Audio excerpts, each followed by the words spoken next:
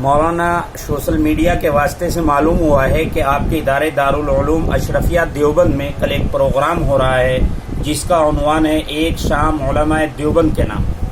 اس کے کیا مقاصد ہے، کیا اغراض ہیں، ذرا اس سلسلے میں آپ کچھ وضاحت فرمائیں گے تاکہ ناظرین کو بھی اس کے بارے میں معلومات حاصل ہو جائے.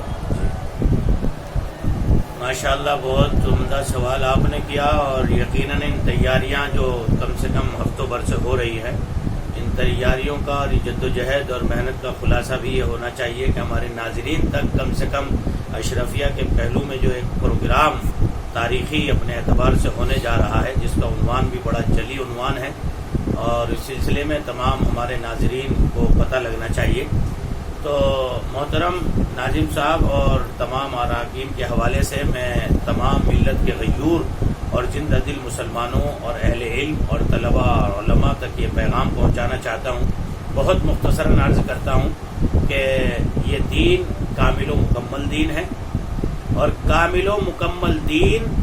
ساری کائنات کے پیغمبر حضرت محمد الرسول اللہ صلی اللہ علیہ وسلم کی ذات عالی نے اللہ کی ذات سے لیا، اور کامل و مکمل دین اللہ کے نبی صلی اللہ تعالی علیہ وسلم نے حضرات صحابہ کو سپرد کیا، اور حضرات صحابہ نے اس کامل و مکمل دین کو امت میں پھیلایا. اور پھر جب تھوڑا سا گرد پڑنا شروع ہوا زمانے کے گردش کا، اس کے بعد کا، فیضان نبوت کی دوری کا، تو پھر اس دین کو کامل و مکمل طریقے سے سیدنا امام اعظم ابو حنیفہ رحمۃ اللہ علیہ، جو حضرات صحابہ کے حقیقی وارث ہیں، انہوں نے اس امت کے لیے اس مبارک دین کو لکھوایا. اس لیے میں کہا کرتا ہوں، اور ہمارے اکابر سارے کہتے ہیں کہ ہمارا پورا مکمل تعارف ہے اہل سنت والجماعت حنفی دیوبندی. لیکن یہ دیوبندی سے جو تعارف کی تکمیل ہو رہی ہے، اس کی میں وجہ بتاؤں گا. اہل سنت کا مطلب ہے کہ جناب رسول اللہ صلی اللہ علیہ وسلم کی سنت و شریعت جو آپ لے کر آئے، اس سے ہمارا رشتہ ہے، حقیقی سنت و شریعت سے، جعلی سنت و شریعت سے نہیں، جو اس وقت فرق باطلہ نے بنا لیا ہے. نمبر 2، جماعت والجماعت. جماعت سے مراد حضرات صحابہ کی وہ مقدس ترین جماعت جس کو اللہ کے نبی صلی اللہ علیہ وسلم نے فرمایا الصحابۃ کلھم عدول. اس کے بعد اس کو صحیح طور پر لکھنے والے اور لکھوانے والے ہم سب کے رہبر اور مقتدا سیدنا حضرت امام اعظم ابو حنیفہ رحمۃ اللہ علیہ، کہ جن کی بنیاد پر ہمیں حنفی کہا جاتا ہے، جن کو فالو کرنے کی وجہ سے، اقتدا کرنے کی وجہ سے. لیکن اب مرور زمانہ کی وجہ سے جب حالات بدلے تو اب 2 طرح کے لوگ ہو گئے. ایک جماعت وہ کھڑی ہوئی جنہوں نے اللہ کے دین میں الہاد کے ذریعے سے کمیاں کرنا شروع کی، اور بہت سے لوگ وہ کھڑے ہوئے جنہوں نے بدعات کے ذریعے سے اللہ کے دین میں اضافے کرنے شروع کر دیے. میں آپ کو مابہل امتیاز بتا رہا ہوں اکابرین دارالعلوم دیوبند کا. تو جب وہ دین میں الہاد اور بدعات کے ذریعے سے دین کی اصل روح مسخ ہونے لگی، تو اللہ تبارک و تعالی نے اس امت کو پھر نظر رحمت سے دیکھا، اور حضرات اکابرین دیوبند کو صحابہ کے نور سے گوند کر اس امت میں وہ جماعت کھڑی فرمائی کہ جو جماعت حقیقت میں حضرات صحابہ کی محنتوں اور ان کے عدل و انصاف اور ان کے ثقہ علوم کی یاد تازہ کرتی. تو اگر میں آپ کے مختصر لفظوں میں یوں کہوں کہ اللہ کے نبی کا کامل و مکمل دین صحابہ تک آیا، صحابہ نے کامل و مکمل دین امت تک پہنچایا، پھر سیدنا امام اعظم رحمۃ اللہ علیہ نے اس کو لکھوا کر جو ہے صحیح نائب اور صحیح وارث ہونے کا حق ادا کیا. اب جب اس دین کو چاروں طرف سے لوٹنے کے لیے، کبھی قادیانیت کی شکل میں، کبھی غیر مقلدیت کی شکل میں، کبھی جعلی اور فرقہ باطلہ کی شکل میں، جب چاروں طرف قزاق اور ڈاکو اس کے چاروں طرف لگ گئے، تو اس دنیا میں اس وقت کو اس دین کو بچانے والوں کی اگر جماعت ہے تو وہ اکابرین علماء دیوبند کی ہے.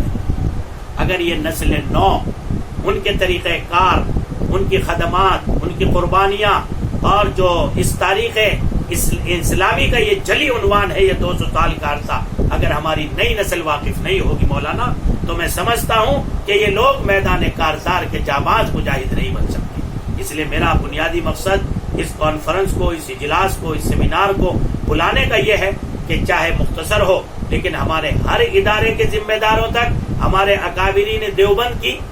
علمی خدمات، ان کا ذوق مطالعہ، ان کا اتباع سنت، ان کی صحافتی اور ادبی خدمات، فرق باطلہ میں ان کے رد کا طریقہ کار، اور جو انہوں نے جاں بازی اور جاں سپاری کا فریضہ نبھایا اور اپنے آپ کو عدالتوں میں بھی پیش کیا، اپنے آپ کو جیلوں کی کٹہریوں میں بھی دفاع ختم نبوت کیا اور جان آفری کو سپرد کر دی، لیکن نبوت کے محل پر داغ نہیں آنے دیا۔ ہماری نونہال نسلوں میں، ہمارے علماء اور طلباء میں ہمارے اکابرین کی تاریخ جانی چاہیے۔ اس لیے ایک ایسا سچا عقیدت مند حضرت مولانا ولی اللہ ولی بستوی، جنہوں نے الحمدللہ شاعر اسلامی کی تجدید کا نیا دور گویا شروع کیا، عظمت دارالعلوم پر ان کی 10 کتابیں ہیں، اس کا اجرا، اور ہمارے اکابرین میں حضرت مفتی اعظم مفتی حبیب الرحمان صاحب، حضرت مولانا انظر میاں رکن شورا دارالعلوم دیوبند، اور اسی طرح سے حضرت مولانا ڈاکٹر شکیب صاحب یا ان کے ابا اگر یہاں اس وقت سفر میں ہوں تو انشاءاللہ وہ بھی، اور اسی طرح سے ہمارے ادب و صحافت کے تابندہ ستارے عالی جناب حضرت مولانا نسیم اختر شاہ قیصر اور دیگر اکابرین بھی الحمدللہ اس میں تشریف رکھیں گے، اور ہمارے جامعہ اشرفیہ کے طلباء اور دیگر جو ہے اس میں جو اپنا عظمت دارالعلوم اور اکابرین دارالعلوم سے جو عشق و محبت کا مظاہرہ پیش کریں گے، اس سے یقیناً نسل نو میں ایک میسج جائے گا کہ اگر ہم اپنے اندر طہارت، اپنے اندر پاکیزگی اور اپنے اندر اور حوصلہ بنانا چاہتے ہیں تو ہم ان اکابر کی قربانیوں سے ہمیں واقف ہونا پڑے گا، ان کی قربانیوں کو پڑھنا پڑے گا، تاکہ پھر وہی باطل کا دور نمایاں ہے جو ان اکابرین کے سامنے تھا، تاکہ ہمارے سامنے ان فتنوں کے مقابلہ کرنے کی استعداد پیدا ہو جائے اور ہم یہ سمجھ سکیں کہ ہمارے اکابر نے جس طرح سے کام کیا ہے، ہم اگر ان کی سیرت کو پڑھیں گے، ان کے طریقہ کار کو پڑھیں گے، تو آج یہ فتنے جو گویا کہ جوان بن کر ان مدارس، مکاتب، ممبر و محراب اور ان میناروں کو نشانہ بنا رہے ہیں اور ان درویش صفت انسانوں کو نشانہ بنا رہے ہیں، ہم ان کا مقابلہ کیسے کریں؟ یقیناً اس حوصلے کو پانے کے لیے ہمیں اکابرین دیوبند کے طرز پر چلنا پڑے گا، جو طرز انہوں نے عکس نبوت سے سیکھا تھا۔ اللہ مجھے اور ہمارے جتنے بھی کارکنان ہیں، جتنے ہمارے اس